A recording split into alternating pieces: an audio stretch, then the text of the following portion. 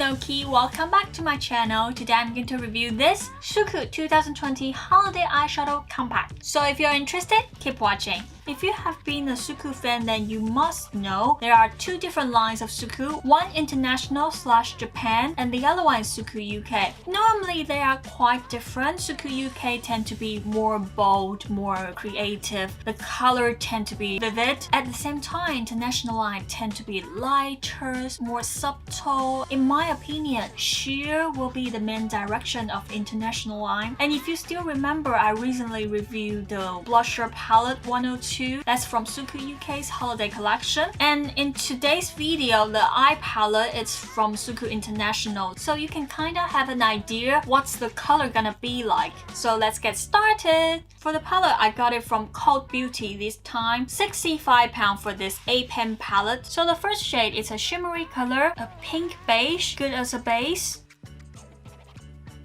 The second one, a pinkish purple with a blue shift, still quite light.